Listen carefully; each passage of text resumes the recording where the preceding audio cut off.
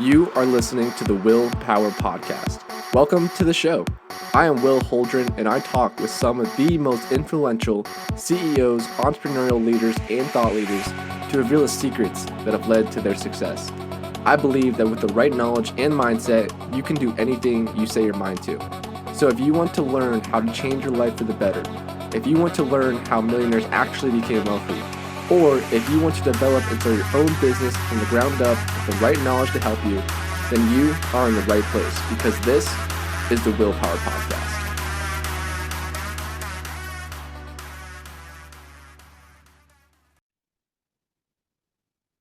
How's it going, everyone? My name is Will Holdren. I am the host of the Willpower Podcast. Today we have a guest that we actually had on our podcast a couple of years ago, back in 2021. And we're having him back on again. A lot has changed in his life, and he wants to share his new experiences and everything he's been doing the past couple of years. His name is Travis Watts. If you guys have listened to the last episode, you know that Travis is actually a leader in real estate, and he's been investing since 2009. So he is very experienced in what he's been doing. On top of that, he has a background in Wall Street, and now he really loves going out there and helping others and educating others on the potential that real estate has for wealth building. On top of that, he is working closely with a company called Ashcroft Capital. So it's an absolute honor to have him on here today. So first and foremost, Travis, good to see you again. How you doing? Hey, man. Great to see you, Will. Thanks so much for the invite back to the show. Yes, my pleasure. I loved our episode last time, and obviously you've only grown and gotten better as an entrepreneur, everything you've been doing in the real estate side of things. But starting off, I want to ask you a question that I ask a lot of my guests at the start of episodes, which is one, what makes you want to take time on your busy day to hop on podcasts like these to really go out there and just share your story and let everyone know what you're up to? Sure. Yeah, it's a great question. And first of all, I love this podcast specifically because it is very unique. I love talking about entrepreneurship and self-discipline. I use willpower all the time, teaching my nephews some of the most important factors and skill sets that I've picked up over the years. I always come back to self-discipline and willpower as top two. So really thrilled to be back here. So yeah, in terms of, why I hop on these podcasts, I think this dates back for me all the way to high school. I was not doing podcasts in high school, but I did an initiative that was self-driven. Okay, it wasn't a task, an assignment, homework, a project. I wanted to write a book for peers in my high school that I saw who were struggling academically because I had implemented a few things that just made my life a lot easier in school on how to study and the power of, teamwork and putting people together collaboratively, to do projects. And, there's a multitude, a list of things. So I made this little 60-page book and I self-published it and I gave it to an entrepreneurship teacher. And I said, hey, would you mind offering these up to any students that, want to have it? Basically, I wasn't trying to make money or gain popularity. I was just doing it to give back. So I've always wanted to give back to others when I had done something that had a significant impact in my own life, whether that was health related, whether that was back then GPA and academics, or in today's world. I just published a book a few months ago called Passive Investor Tips on how to invest in passive income producing assets. And it's basically a culmination of 300 podcasts that I've put out there to the world. It was the most liked and shared and top rated episode. So I sat down and literally made a book. I actually wrote out a book. I didn't use AI or any kind of, ghostwriter or anything. I wanted to do that and donate those proceeds back to a community that's helped me tremendously, which is Joe Fairless's best ever community, which I was podcasting on. So it's just simply, I think that's a huge thing in life, to give back your time and to give back your knowledge to others. No doubt, especially when you've reached a point in life where you can ultimately say you are successful in what you do. And a lot of people out there definitely want to go out there and really learn that information that you have to help transform their lives. So I know it's been a couple of years since our last podcast as well, but previously you mentioned you were big into investing in real estate funds, being a limited partner, and really growing your wealth that way. If you want to just quickly update everyone, really what's been going on the past couple of years and what has really changed going on in your life. Yeah, happy to. First, I'll update your audience if you didn't hear the first episode. What I invest in today is commercial real estate, multifamily private placements, or what some call syndications. And a syndicate's basically where you've got a general partnership and then a bunch of limited partners. So I'm a limited partner. So it's me and several hundred others pooling capital together to go buy a large asset, such as a 300 unit apartment building somewhere. The general partnership is the one that found that deal, got it under contract. They're raising money from limited partners. Ultimately, they're an asset manager. So they're going to make sure that they implement the proper business plan, that they share in the profits and cash flow and equity upside. Now, how I got to doing this, this is never something I even knew about, or thought I could do early on. But I started with flipping houses in 2009, 10, 11, 12, 13. Somewhere around 2014 is kind of when I stalled out on that because it got really tough to scale. As property one, two, and three, everybody's very gung ho and optimistic about the world. But you get the property 10, 11, 12, and you start realizing this is a full time job. If I'm going to flip homes professionally and at scale, I need to quit all other things I'm doing in life to focus on this.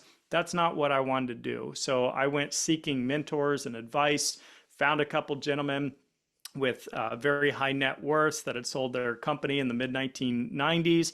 And ever since, they were full time investors. And that's literally all they did passively for income. And I got very inspired by that, thinking, well, what if I could do that, maybe on a little smaller scale to get started with, but be a hands-off real estate investor. So a lot's changed, to your point, since last time we spoke. We spoke in 21, and 2021 was a year of euphoria, right? We had cryptocurrency going skyrocketing up. You had the stock market skyrocketing up. You had real estate skyrocketing up. You had inflation skyrocketing. Everything was up and up, right? Like you couldn't not make money in 21. So what happened is the Fed stepped in 22 to start raising interest rates to help slow that momentum and help stall out the economy a little bit so that we didn't have 9% inflation year over year, because as we know, that's not sustainable. Imagine your rent going up 10% a year for the next 10 years, right? It gets very unaffordable to live at that kind of pace. Now, with commercial real estate, specifically what I invest in, the higher interest rates go, the more downward negative pressure there becomes on pricing. And the reason for that is it gets more expensive for the next buyer to come in and obtain a higher interest rate loan. So they want to have a lower purchase price to compensate.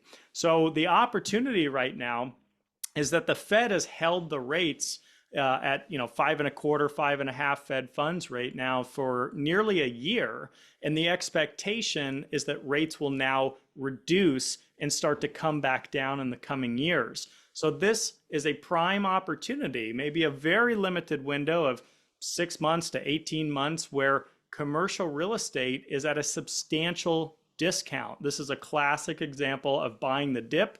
It's a classic example of a market cycle shift. So we're in the bottom of that shift right now. We're seeing amazing opportunities in the space. So if anybody listening is high net worth, high income individuals looking to invest in commercial real estate, that's what I specialize in and do on a personal note.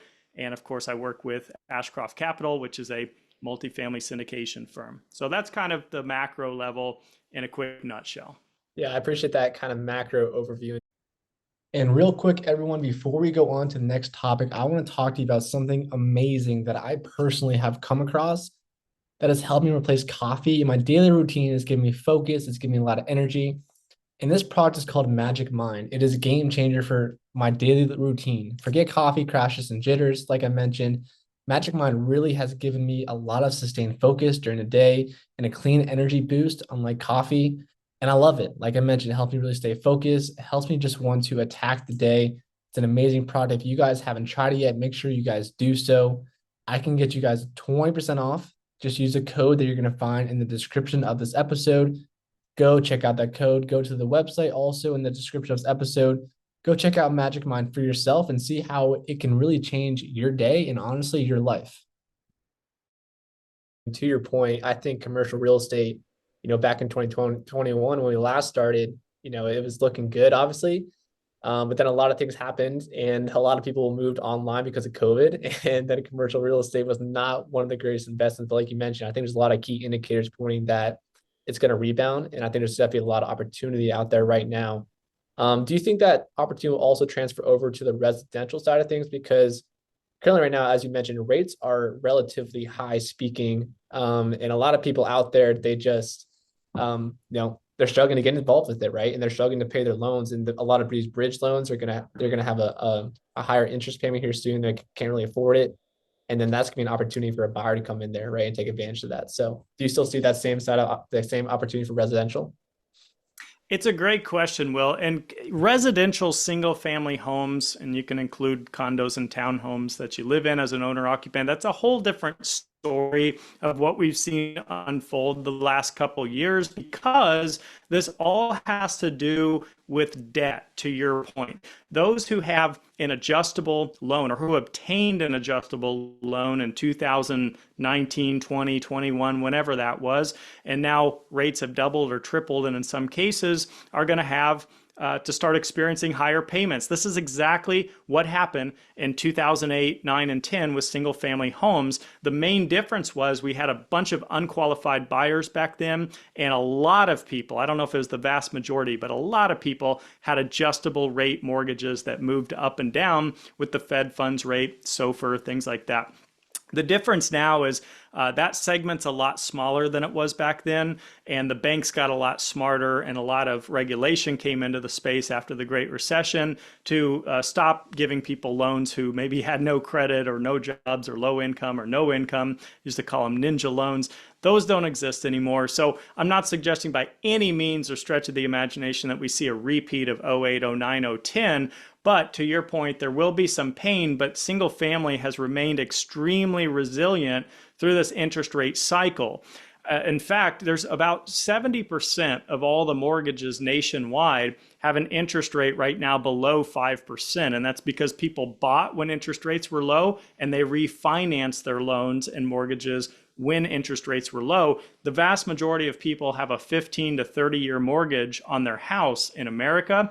And so whatever the Fed does in the short run really has relatively no impact, so to speak, on their payments other than those that have the adjustable loans. In the commercial space, however, the debt is much shorter. We're talking about 1 year, 2 year, 3 year, 4 year types of loans in many cases. And so now it's kind of that 2008, 9, 10 scenario applied to the commercial side of the business, which is why we're seeing the discounts that we're seeing in the space solely on the commercial side so far. Yeah, that's a very good point. And like you mentioned, just because the Feds change rate, go up or down, it really won't affect. They'll obviously have that fixed in rates on their mortgages. But if they have an adjustable, then it will be correlated somewhat to what the Fed is going to do. I mean, it's not going to be 1-to-1, but it will be correlated to what the Fed does with their rates. Yeah. Yeah, one more thing I was going to add real quick there. That's exactly right. But the problem that we have, the reason that single family home prices have continued to climb through this interest rate cycle is because, think about it, if you've got a 3% mortgage and you want to move just for the hell of it or for fun or to try something new, well, you've got to give up a 3% loan for now maybe a 7% loan, more than double what you had before. Home prices have not largely declined. In many markets, they're even higher. And what do most people do when they change homes? They upgrade to a bigger home. So you're going to take on more debt at much higher interest rates. And so people are just staying put. They're staying in their homes. They're not choosing to move unless they absolutely have to. We're also seeing a lot of people convert homes into rentals to keep that low interest rate and then perhaps consider buying a new home in addition to that. Yeah, it's definitely a unique point in time. And to your point, a lot of people aren't going to move because they don't want to have a higher interest rate. It just makes sense. So I'm glad you brought that up. So I want to jump into you a little bit here. I think last time we spoke, I don't believe you were actually working with Ashcroft Capital officially. So what changed where now you're actually working with Ashcroft Capital? And also, why are you guys focusing in the commercial space? What do you guys see there that makes that just better than being in residential space as being syndicators? Yeah, so I was introduced to Joe Fairless, which is one of the general partners at Ashcroft, somewhere around 2016. He does a large event every year. It's a big, it's called the Best Ever Real Estate Conference. And it used to be in Denver, Colorado, where I happen to live. So I met up with Joe and just kind of, we hit it off. Our criteria was relatively the same. They were doing the types of deals I was looking to do as a limited partner. It was just a lot of synergy. So when we spoke in 21, I was relatively new on the team. I was actually on the team. I came on in late 2019. I originally came on as investor relations just to help grow that arm of the company as they were rapidly expanding, and he couldn't handle all the call volume and marketing and everything that goes with syndicating. So we built out a team there. I went over to Director of Investor Education, where I did a tremendous amount of podcasts and webinars, just hundreds of them. And now I've moved over to Director of Investor Development. So I'm a lot more honed in to the specifics of our deals and property tours and speaking on stage and doing one-on-one workshops and things like that to help develop other investors who have an interest in learning this. So what do we do to answer your question? We buy traditionally pre-existing cash flow positive apartment buildings in the Sun Belt states. So we operate in Texas and Florida and Georgia and North Carolina, and we have other target markets outside of those. And we buy something like, say, a 2005 built multifamily property that's 350 units, and we're picking it up from a seller who was holding onto this property longer term, but wasn't necessarily in the business of renovating and turning it around. So in other words, it's outdated and it needs new paint and it needs, refurbished units and a better clubhouse and better branding and better signage and better landscaping. Because right now the rents are below the market level because of the condition that the property is in. Nobody's willing to pay more than X amount today renting something that's 15 years old or whatever it may be, some cases even older.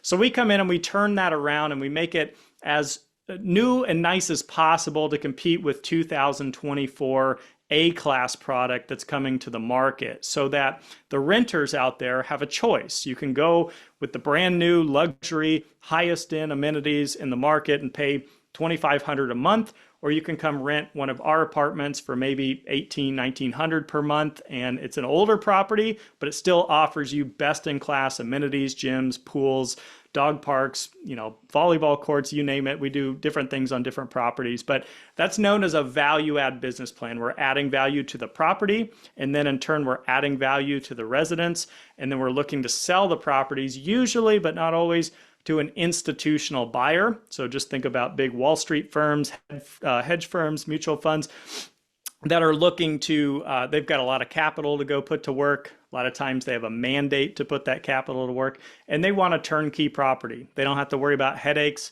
hassles, capital influx, boots on the ground, teams trying to turn units. They just want to cash flow it and then 5-10 years later sell it. So that's kind of the yin and the yang of the industry and where we fit into that. Yeah. So that makes sense. And essentially you guys are basically what you just told me, you're flipping these large apartment complexes, right? And just rehabbing them and essentially finding a big buyer out there that's going to now pay a much more appreciated price for that property and go about that way. So why do you guys not hold on to these properties? Why do you guys structure it so you guys sell them? And why is that the business model?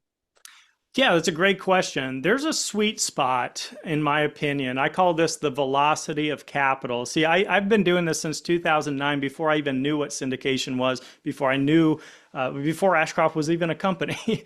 And, what it was, what my philosophy was buy something at a discount, try to get it off market if you can, so you can get the best deal possible, renovate it, make it newer, nicer, more user-friendly, turnkey for people. They can just move in and not have to worry about a thing on these properties. And then when you've reached your highest and best potential of valuation, then offload it, collect what gains you have, and then turn that over into another property where you basically do that same business plan again.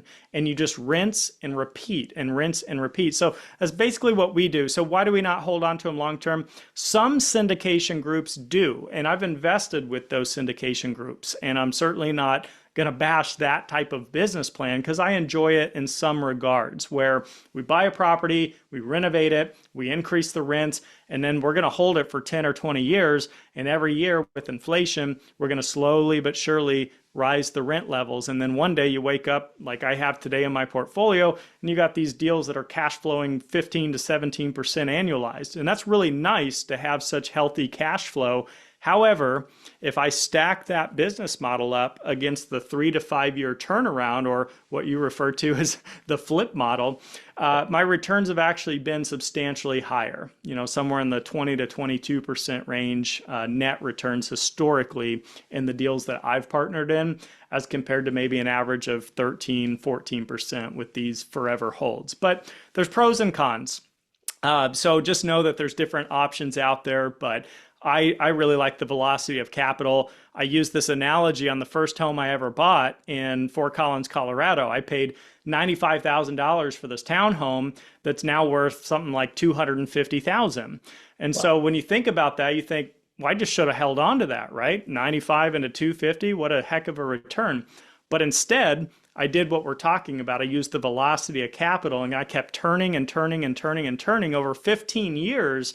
That resulted in a little bit under $2 million just in that one strategy that I was using. So there can be a much bigger, substantial impact to your long-term returns if you're focused on turning that money over as frequently as possible. That's interesting. Yeah, because a lot of people, I think when they think of real estate investing, they're thinking the most productive way to do it is to buy a property, hold on to a very long time, and just collect the rents, right? Just over time and just gain the appreciation, also the rental income. But from what you're saying, obviously you've seen higher returns from doing that flip strategy in that couple year time span, and just offloading it and kind of doing that repeat process over and over again, which is really interesting to hear.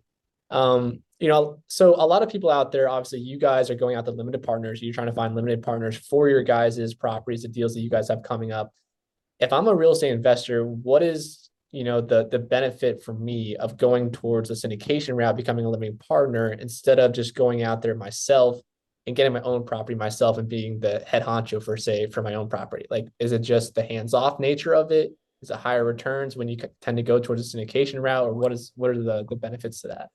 Yeah, that's also a great question. I would say in simple form, it's much easier to have 100 limited partnership investments than to try to manage 100 single family homes. Even if you have property managers and a team and a system and a process in place, you are still responsible for so much, from finding the deals to closing the deals to doing paperwork to making decisions like, do I refinance? Do I sell? Do I paint this house? Do I upgrade this AC unit, or do I just repair it? Or what do I do with the roof? Like, you're still making a lot of active decisions, even if you want or hope to be passive.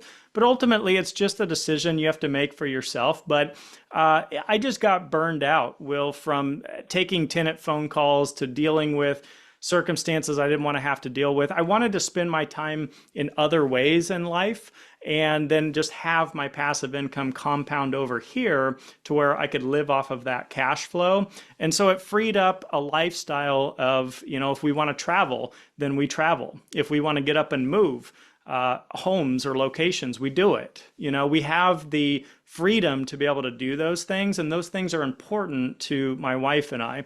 And so everybody's different. Again, I'm never going to bash somebody that wants to do local single family investing in their own backyard and have full control over that. My dad's a good example. Out in Colorado, he's got, 8 single family homes. To your point, he has cash flowed and held those since the Great Recession. And so they're all paid off at this point.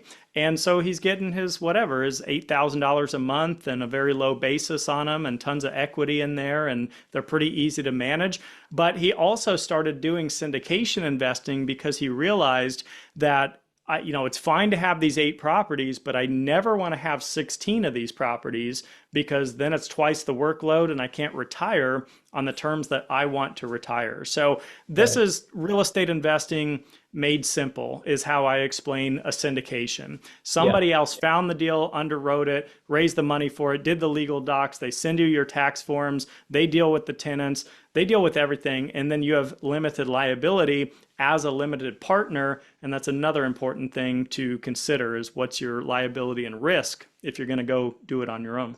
Right. And that was actually the next topic I wanted to jump into, because a lot of people, when they go into real estate investing, they get a property, they want to put that property into an LLC. And that's kind of how they mitigate the risk, mitigate, a tenant falling and suing them. Right. So if you're a limited partner, how do they best mitigate and limit their risk? Are they putting their limited partnership percentage into their own LLC for every single syndication they're being a part of? Do they have portfolio insurance, or what do you guys advise for people to do for when it comes to mitigating risk as a limited partner in a syndication? Yeah, it's a great question. So every syndication is structured a little bit differently. I mean, obviously some are the same, but a lot are different. So for us, it starts with, what are you actually investing in? Okay, you're going to invest in a limited partnership, which is an LP structure. That's going to be the fund or the investment. We did funds for many years now. So you own some shares and a percentage of interest in this LP. Now, the LP is 100% owner of a limited liability company, an LLC. Now, that LLC owns the property itself. So when you talk about tenants suing or a slip and fall incident, yes, we have insurance to cover that. They're effectively they're suing an LLC, which is owned by an LP, and then you're essentially a limited partner within the LP. So in other words, in layman's terms, without confusing anybody on your show, your only risk in investing in this stuff is the money that you decide to invest in the deal. Now, that's something to really think about, because if you go out to a bank and you get a mortgage for a single family home rental property, you sign the dotted line for that debt. Okay, it's called recourse debt. If things don't work out and go down, like 2008, 9, 10 scenarios, banks can sue you. They can come after you, and they can come after other assets that you own. Now, just for a disclaimer, I'm not an attorney or anything like that. This is not Right. legal advice. I'm just explaining from a macro level how these structures work. So some of our investors are also investing through their own LLCs. So you got an LLC inside of an LP, inside of an LLC. It gets very shielded from many different angles. But long story short, the tenants are never coming after the limited partners, and the general partnership, in our case at least, the general partners are signing for those loans. So these are non-recourse loans. So the limited partners, even if the deal went way down, 50% in value, and there's going to be a foreclosure, limited partners are completely off the hook in those types of scenarios. So something else to consider in terms of risk. Yeah, that makes sense. And overall, obviously, like you're talking about, you have your protection there from the limited partnership and also from the LLC. So like you're mentioning, the only risk at hand is really the capital you put into the deal. Right. So I want to go and kind of into the business model you guys have a little bit more. So if I'm a limited partner and I put in, let's say, $500,000, right? Mhm. Essentially, I want to get an interest rate return on my capital, but at the end of the day, you obviously have to get the full amount of capital back. So I'm assuming in your guys' business model, you guys are able to return the capital once you guys resell the actual apartment complex, fund everyone back their original capital plus some interest on top of that, whatever that looks like. But for those syndications, or yeah, you want to touch on that a little bit? Yeah, no, I didn't. Go ahead. Yeah, but I was good. For the other syndications out there you're talking about, where they kind of have that buy and hold strategy, Yeah. is the methodology of these syndicators to actually return the full capital back to these LPs, because they're not selling it, right? So they're not getting a full influx of cash. Are they just refinancing it at some point down the road and converting that back to the original LPs, or how does that process work? Yeah, I'll address both those as briefly as I can. Two big loaded questions there. They are, yeah. The way that we do it is that in general, it takes us 3 years to complete a business plan. That obviously depends on the property and the size and what we have to do. But in general, historically, we've sold deals about 3 years later after we bought them. We project 5 years to be conservative. That gives us 2 extra years of buffer. If it's a bad economy and we don't want to sell, or we have delays and things go sideways for a while, and then we have to pick up later on, right? So we have a window of 5. Never a promise or guarantee. These are just projections, and this is true for any group out there. So you're going to be getting in our deals a combination of cash flow, because everything we buy is already occupied and stabilized and cash flowing on day one. So that's we offer a preferred return to our investors, which means that the first amount of cash flow that's produced on these properties pays our investors before Ashcroft starts to split or share in the profits. So you're collecting some of your money back that way. And then we don't ever underwrite or project for a refinance, but we absolutely do refinances when they make sense. So you might just have a surprise a year and a half into a deal where we say, hey, we conducted a refi last month and we're sending, 30% of your capital back to you. Surprise. Other things that we've done in the past is increase cash flow distributions because of a refi. It just kind of depends on how close we are to potentially selling the deal ultimately. We're not going to do a refi and then sell a deal 2 months later. That wouldn't make any sense. So it's on a case-by-case basis. So you've got cash flow, the potential for equity return through a refi, and then the sale, the final sale, when we actually offload the property, in which case you can choose to 1031 exchange with us, assuming that's still in the tax code in the future. Never a promise or guarantee, but we've been able to accommodate that on past deals. Or you can cash out. It doesn't have to be a majority vote. It's totally up to you. And you can get your original capital back at the end, plus your cash flow and equity upon sale. So that's how we do our deals. Now, in the model of, we'll call it the infinite return model, because I've heard that term used by other groups in the industry. Infinite return would suggest you put in your 500,000 to your point, you get some cash flow over the course of 3 or 4 years. They conduct a big refinance and send half of that money back to you, which is not a taxable event because you're simply restructuring the debt. You didn't actually sell anything. And so now you've got your 250K back plus maybe 50K in cash flow. So you got 300 of your 5 back. You wait a few more years and potentially and theoretically you refinance again because you have even more equity in the deal. They send you your remaining capital back, at which point you initially put 500 in. You've now got 500 back. You continue to hold this asset for cash flow.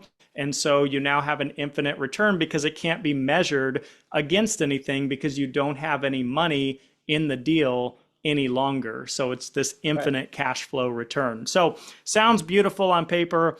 It worked out for many years as interest rates were either stable or on the decline. But when interest rates started to come up, that absolutely does not work in most cases, right? Because no one, again, wants to take a 3% loan and say, hey, we're going to refi for a 7% loan. There's not going to be any equity anyway to give back to investors in a meaningful way. So yeah. So the times have definitely changed. So I definitely want to be time conscious. So I got a couple more questions for you before we run out of time here. The first one is looking ahead, what you guys are currently doing at Ashcroft Capital, and for you personally, what are some of your main goals that you hope to get accomplished here in the next couple of years? Well, right now is this, again, 6 to 18 month window of opportunity. Let me give you the best practical, real example I can give you. We're closing a deal in Orlando, Florida right now that's a Class A property built in 2021, something we generally don't buy because we buy older pre-existing. This is pre-existing and it's stabilized and it's cash flow positive, but it's a Class A asset at a 5.5 cap rate at a purchase price of $97 million. Now, if we back up to 2021, the last time we spoke, and you said, hey, I got $97 million to go invest, what can I get? You can get maybe a 1985 Class B property that you're going to have to put a tremendous amount of work into to turn it around. So that's the opportunity right now, is upgrading your investments and your portfolio, buying higher quality assets at relatively the same cost you would have bought something that was 20, 30 years old just a few years ago. So that's the main thing, is helping get the word out on that and helping articulate to investors about where we are in this market cycle and what these opportunities are, because you and I know the psychology that so many people have when markets turn is, I'm taking my foot off the gas. I'm going to sit on the sidelines. I'm going to wait and see. It's an election year. The Fed hasn't reduced rates yet. I'm just going to wait and pause. Meanwhile, you're missing out on so much. We've got these huge institutions like BlackRock and Blackstone and JP Morgan, and Jeff Bezos is backing a real estate company. They're all coming in to scoop up these deals at a discount, as so many retail investors like you and I are on the sidelines saying, I just don't know yet. I'm going to wait and see. Yeah. It happened in 2009. It happened in 2020. It's happening again because of interest rates. Don't let it happen to you. Really look at the fundamentals here, the demand for multifamily, the fact that we're 4.3 million units behind between now and 2035, according to the Multifamily National Housing Council. Look at stats like that. So anyway, I could go on, but that's kind of the messaging that I want to put out to your audience. It's such an important point to drive home, because cycles like these don't always come by, and you don't always get an opportunity to find something like this where you can step in and really find a really great deal. So it's definitely something people need to be aware of. So I appreciate you bringing that up. And so, yeah, so before we hop off, is there anything else you would like to say? And if people want to reach out to you, how can they find you? Yeah, here's what I do for people. Non-sales pitch conversations with people week to week, month to month, year to year. You can go to ashcroftcapital.com/Travis, and I have my calendar link on there. I'm happy to do a Zoom call with you, a phone call with you. You can email me, travis@ashcroftcapital.com. Always happy to be a resource for people in the industry. I love talking about this stuff because it's both my personal life, my personal passion, and my professional career. So I live it and I breathe it every single day. Please do reach out. Social media is at Passive Investor Tips on Instagram and Facebook, or Travis Watts, WATTS, on LinkedIn, Bigger Pockets, and other platforms. Be happy to connect and be a resource for you. Awesome. All right, guys, there you have it. Travis Watts, thank you so much for joining me today.